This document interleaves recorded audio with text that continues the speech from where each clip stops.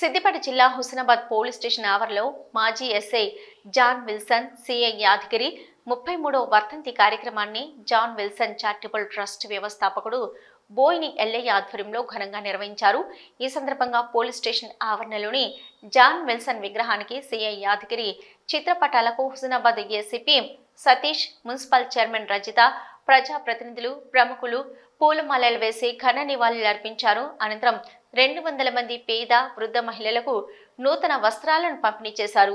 1991 December 19న విధి నిర్వహణలో ఓ బస్సులో వెళ్తుండగా మావోయిస్టులు పేల్చివేసిన మందుపాత్ర ఘటనలో సిఐ యాదగిరి, ఎస్ఐ జాన్ విల్సన్తో పాటు 18 మంది చనిపోయారని ఏసీపీ సతీష్ తెలిపారు.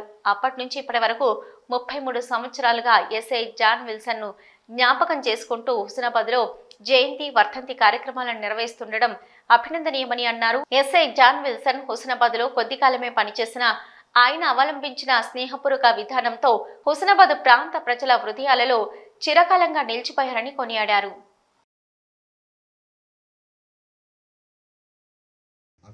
డిసెంబర్ 18 రోజు ఒక బస్సు కాల్చివేయబడుతుంది.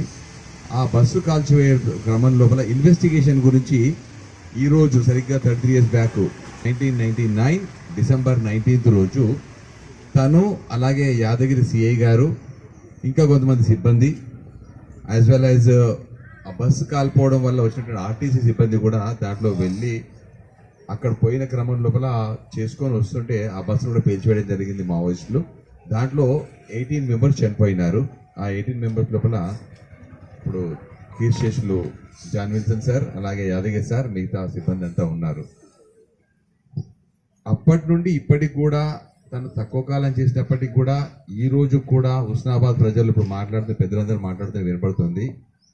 ఇప్పటికీ తాజాగా చిరస్మరణీయునిగా ప్రతిసారి గుర్తు చేసి చెప్తున్నారు. అతను చిరస్మరణీయునిగా ఉన్నాడు.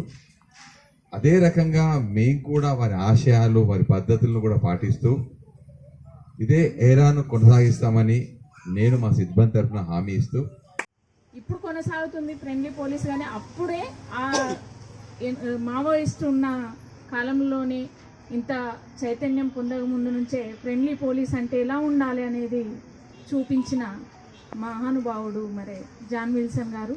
తక్కువ కాలమే ఉన్నప్పటికీ ప్రజలందరికీ సౌకర్యంగా వారి విధులు, వారి బాధ్యతలు నెరవేర్చుకునే విధంగా మనందరికీ చేసి చూపించిన వారిని ఈరోజు గుర్తు చేసుకోవడం, మంచి చేసిన వారిని